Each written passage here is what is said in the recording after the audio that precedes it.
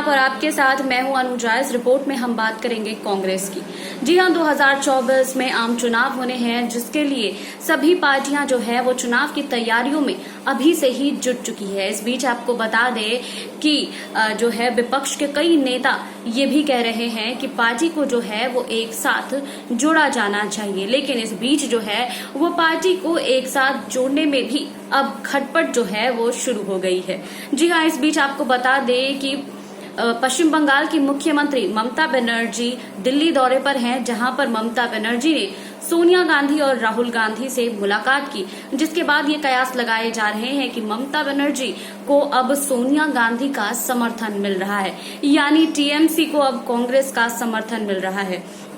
जी हाँ, ममता बनर्जी अभी से ही अपनी पार्टी को मजबूत करने में जुट गई हैं। इस बीच जो है वो ममता बनर्जी ने एक नया नारा भी दिया है, जिसमें कहा है उन्होंने कि लोकतंत्र जीतेगा। जी हाँ, आपको बता दें कि इस बीच जो है वो ममता बनर्जी कई नेताओं से भी मुलाकात करेंगी, और इस बीच जो है ममता बनर्जी ने ये भी कहा है कि वो हर 2 महीने पर दिल्ली दौरे पर आएंगी और जहां पर कई नेताओं संग बैठक भी करेंगी। इस रिपोर्ट में देखिए कि और विपक्ष के नेताओं ने क्या क्या बातें कही हैं। तृणमूल कांग्रेस प्रमुख ममता बनर्जी के दिल्ली दौरे से विपक्ष को एकजुट करने की जो मुहिम हुई थी, उस पर विपक्ष के बीच से ही सवाल उठने शुरू हो गए हैं।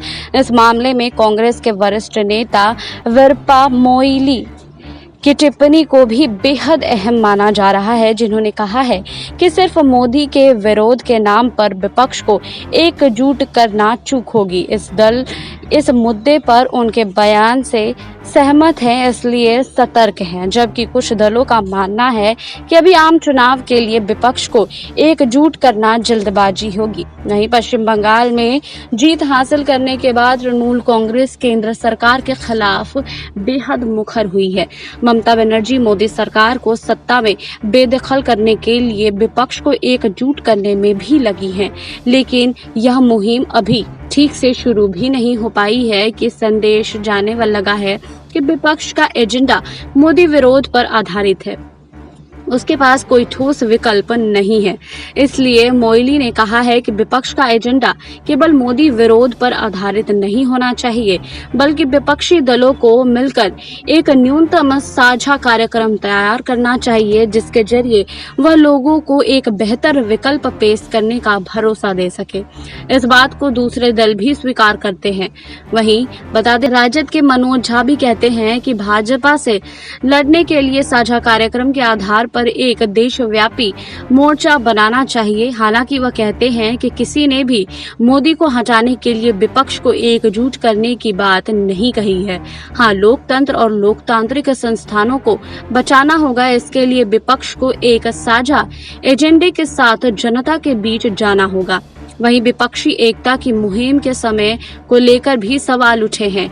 शिरोमणि अकाली दल के वरिष्ठ नेता नरेश गुजराल का मानना है कि अभी यह मुहिम जल्दबाजी होगी। लोकसभा चुनाव में अभी 3 साल का वक्त है। उससे पूर्व कई राज्यों में विधानसभा चुनाव होने हैं। इसमें सबसे महत्वपूर्ण उत्तर प्रदेश है। कम से कम उसके नतीजे का इंतजार करना चाहिए। वहीं विपक्षी राजनीति को अच्छी तरह समझने वाले कहते हैं कि मोदी विरोध के नाम पर एकजुट विपक्ष वही गलती करेगा जो पूर्व में तब के विपक्ष के ने इंदिरा गांधी के खिलाफ की थी और मुंह की खानी पड़ी थी। वहीं आपको बता दें, इस बीच राज्य स्तर का चुनाव सीएम बनर्जी के लिए सियासी से ज्यादा निजी हो गया है। बंगाल जीतने के बाद भी वे अभी उस उग्र झगड़े के से उबरने नहीं पाई हैं, जिसका उन्होंने सामना किया। जी हां, बनर्जी के करीबियों ने बीजेपी को सबक सिखाने के लिए उनकी बेचैनी देखी है। पश्चिम बंगाल की मुख्यमंत्री ममता बनर्जी दिल्ली में हैं और उनकी इस यात्रा को 2024 के लोकसभा चुनाव से जोड़कर भी देखा जा रहा है। इसके अलावा खुद बनर्जी की आगामी चुनाव को लेकर खासी सक्रिय नजर आ रही हैं। दरअसल इसके 2 कारण नजर आते हैं। इन कारणों के तार हाल में संपन्न हुए पश्चिम बंगाल विधानसभा चुनाव से जुड़े हैं, जहां पर चुनाव आयोग और पार्टियों के लिए जंग भले ही पूरी हो गई हो, लेकिन ममता के लिए रण जारी है। राज्य स्तर पर चुनाव सीएम बनर्जी के लिए सियासी से ज्यादा निजी हो गया है। बंगाल जीतने के बाद भी वे अभी उस उग्र झगड़े से उबर नहीं पाई हैं जिसका उन्होंने सामना किया है। बनर्जी के कारोबारियों ने बीजेपी को सबक सिखाने के लिए उनकी बेचैनी देखी है। निजी कारण अब उनकी राजनीतिक समझ से बड़ा हो गया है। उनके लिए यह लगभग करो या मरो की स्थिति है। वहीं जैसी बंगाल में 2011 के वामपंथ के खिलाफ थी, लेकिन बनर्जी इस बात को जानती हैं कि वह हर चीज उनके पक्ष में नहीं है। जो भी यह कहते हैं कि मोदी जैसा सीएम अगर पीएम बन सकता है तो वे क्यों नहीं, इसमें कुछ बुनियादी अंतर है।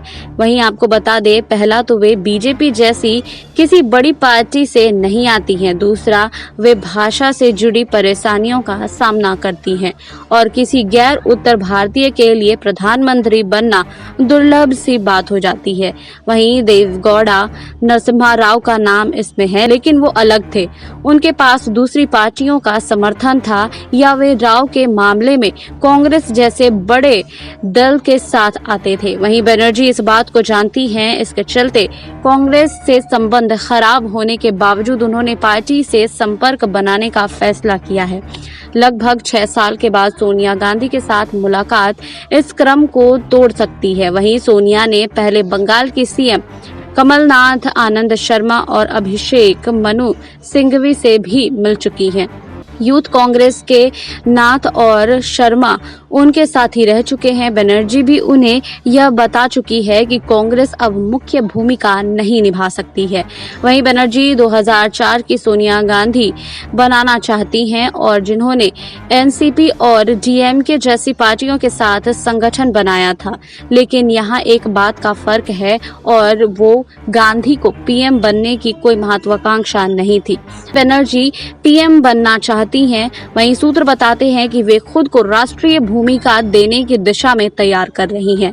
पहला कदम बगैर सांसद हुए भी तृणमूल कांग्रेस संसदीय दल प्रमुख के अध्यक्ष के तौर पर उनकी नियुक्ति थी। वे दिल्ली की राह सुनिश्चित करना चाहती हैं। वहीं बंगाल सीएम के हाथों से समय निकला जा रहा है और नवंबर में उनका विधेयक चुना जाना जरूरी है। वहीं आपको बता दें कि ममता बनर्जी इन दिनों 2024 में होने वाले लोकसभा चुनाव के लिए काफी सक्रिय है। ममता बनर्जी सभी विपक्षियों को एकजुट करना चाहती हैं।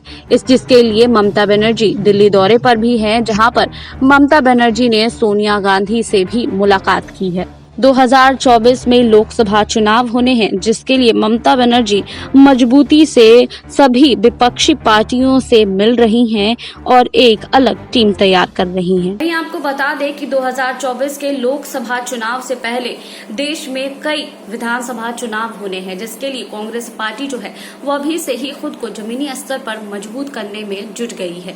आपको हमारी रिपोर्ट कैसी लगी, हमें कमेंट बॉक्स में लिखिए। बाकी और खबरों के लिए जुड़े रहिए SPN 9 न्यूज के साथ।